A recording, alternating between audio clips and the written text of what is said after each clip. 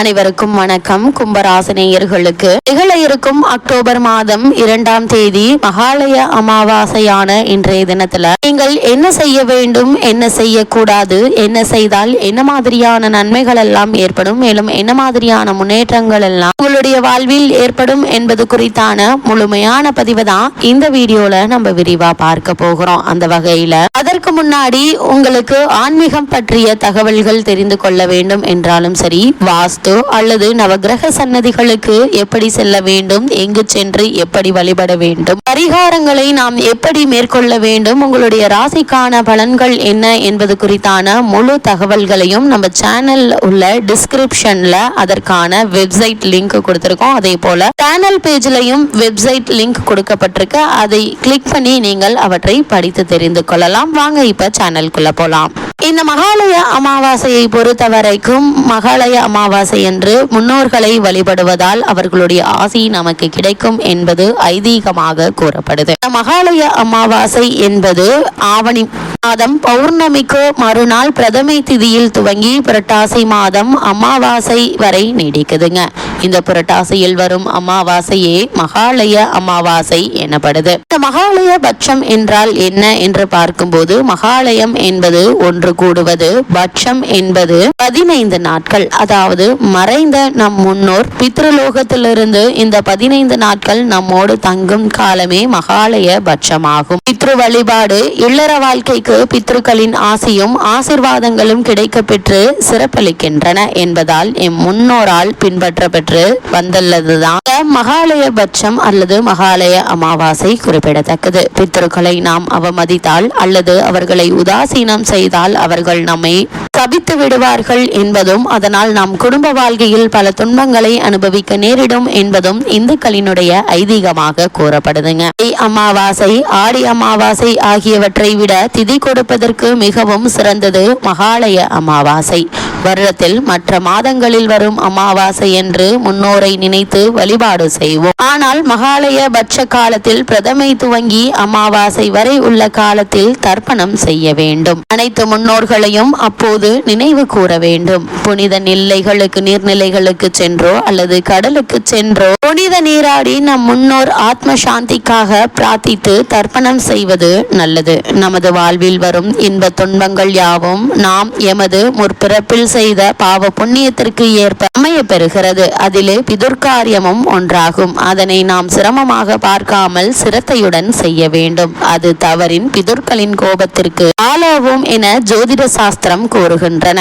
இந்த 15 திதி நாட்களில் நம் மூதாதையர் இவ்வுலகை நீத்த நாளில் அவர்களுக்காக தர்ப்பணம் என்ற நீர்த்தார்க்கடனை நிறைவேற்றி மானசீகமாக அவர்களை தம் இல்லத்திற்கு வரவழைத்து சாதமிட்டு அவர்கள் உயிரோடு இருக்கும் போது அவரை பராமரித்து பாவனையில் நடந்து கொள்வது இந்த சம்பிரதாயத்தினுடைய நோக்கமாக உள்ளது. ஒவ்வொரு அமாவாசை தினத்தன்றும் உச்சரிக்கப்படும் மந்திரம் அவர்களுடைய ஆன்மா எல்லாம் புண்ணியம் அடைய இந்த அமாவாசை நாளில் இந்த தர்ப்பையோடு அந்த நீரை அவர்களுக்கு அர்ப்பணிக்கிறேன் என்று பொருள். அது மட்டுமில்லாமல் இந்த அமாவாசை, அதாவது மகாலய அமாவாசையான இன்றைய தினத்துல யார் இந்த விரதத்தை மேற்கொள்ள வேண்டும் என்று பார்க்கும் போது, இந்த காலகட்டத்தை பொறுத்த வரைக்கும் தந்தை இல்லாத அனைவரும் இந்த அமாவாசை வழிபாட்டை மேற்கொள்ள வேண்டும் என்கின்றது சாஸ்திரம். எனவே அவர் குடும்ப வழக்கப்படி இந்த வழிபாட்டை செய்ய வேண்டும். தந்தை இருக்கும் பட்சத்தில் அவர் இந்த வழிபாட்டை மேற்கொள்வார் என்பதால் மகன்கள் அதில் கூட இருந்தாலே போதுமானது. அது மட்டுமில்லாமல் ஏன் இந்த மகாலய அமாவாசை இவ்வளவு முக்கியமானது என்று பார்க்கும் போது, ஓராண்டில் 12 அமாவாசை திதிகள் வரும். அவற்றில் மிக முக்கியமானது மகாலய அமாவாசை. ஏன் என்று பார்க்கும் போது, நம் முன்னோர்கள் பித்ருலோகம் எனப்படும் தென்புலத்தில் இருப்பார்கள். அங்கிருந்து நாம் ஒவ்வொரு அமாவாசைக்கும் தர்ப்பண மூலம் அளிக்கும் எள் மற்றும் நீரினை ஏற்று திருப்தி கொள்வார்கள் என்பது நம்பிக்கை. நம் முன்னோர்கள் ஆடி அமாவாசையின் போது பித்ருலோகத்திலிருந்து கிளம்பி நாம் வசிக்கும் பூமியை நோக்கி பயணப்படுவார்கள். அப்படி புறப்பட்டவர்கள் சரியாக ஆவணி மாத பௌர்ணமி நாளுக்கு அடுத்த நாள் பூமிக்கு வந்து சேர்வார்கள். அடுத்த 15 நாளுக்குள் அவர்கள் நம்மோடு பூமியிலேயே தங்கி இருந்து நாம் அளிக்கும் நீரையும் உணவையும் ஏற்றுக்கொண்டு திருப்தியாகி மகாலய அமாவாசை முடிந்ததும் மீண்டும் பித்ருலோகம் நோக்கி புறப்படுவார்கள். ஏன் இந்த மகாலய அமாவாசை இவ்வளவு முக்கியமானது என்று பார்க்கும்போது, ஓராண்டில் 12 அமாவாசை திதிகள் வரும். அவற்றில் மிக முக்கியமானது மகாலய அமாவாசை.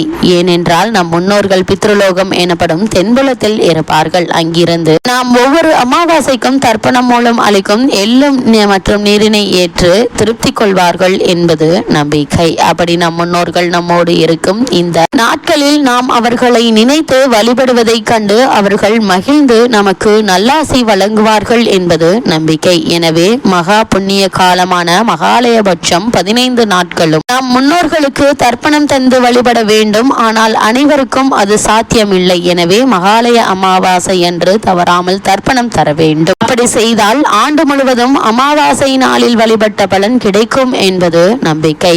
அப்படி இந்த மகாலய அமாவாசை ஆனது இந்த ஆண்டு அக்டோபர் மாதம் 2ஆம் தேதி அன்று வருகிறது. இந்த நாள் முழுவதுமே அமாவாசை திதி இருப்பதால் எப்போது வேண்டுமானாலும் முன்னோர் வழிபாட்டை மேற்கொள்ளலாம். நிலைகளிலும் கோவில் மண்டபங்களிலும் சென்று இதை செய்வது விசேஷம். ராமேஸ்வரம், திருச்சி அம்மா மண்டபம், திருபுவனம் போன்ற தலங்களில் இது விசேஷ தினம். பக்தர்கள் லட்சக்கணக்கில் குவிவார்கள். எல்லோரும் அங்கு சென்று வழிபட வேண்டும் என்ற அவசியமில்லை. எனவே வீட்டிலேயே முன்னோர்களை நினைத்து முதலில் தர்ப்பணம் கொடுத்து பின் படையல் போட்டு வழிபடுவது மேலும் சிறப்பு என்று தாங்க சொல்ல வேண்டும். யார் யாரெல்லாம் இவற்றை கடைபிடிக்க வேண்டும் என்று பார்க்கும்போது, தந்தை இல்லாத அனைவரும் இந்த அமாவாசை வழிபாட்டை மேற்கொள்ள வேண்டும் என்கின்றது சாஸ்திரம். எனவே அவர் குடும்ப வழக்கப்படி இந்த வழிபாட்டை செய்ய வேண்டும். தந்தை இருக்கும் பட்சத்தில் அவர் இந்த வழிபாட்டை மேற்கொள்வார் என்பதால் மகன்கள் அதில் கூட இருந்தாலே போதுமானது.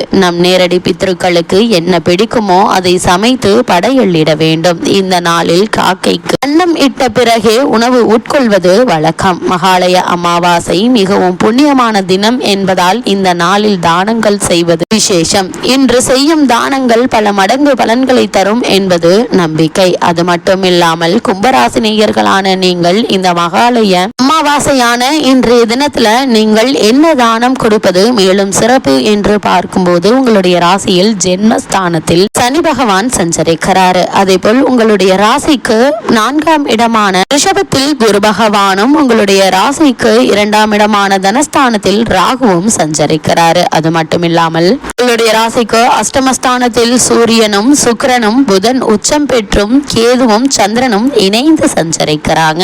இதனால் இந்த காலத்தில் வரும் அமாவாசை நாளில் நீர்நிலைகளுக்கு அருகில் இருக்கும் சிவாலயங்களுக்கு சென்று வழிபாடு செய்வது விசேஷம். நீர்நிலைகளில் இருக்கும் மீன்களுக்கு பொறியிடுவது, பசுமாட்டிற்கு உணவளிப்பது ஆகிய நற்பலன்களை உங்களுடைய வாழ்வில் உண்டாக்கும். இதனால் குடும்பத்தில் ஏற்பட்டு வரும் தடங்கல்கள், தாமதங்கள், சுபகாரிய தடங்கல்கள், புத்திர பாக்கிய தோஷங்கள் நீங்கி உங்களுக்கு மட்டுமில்லாமல் உங்களுக்கு பின் வரக்கூடிய 7 தலைமுறைகளுக்கும் இந்த புண்ணிய பலனை உங்களுக்கு பெற்று தரும் என்பது ஐதீகம்.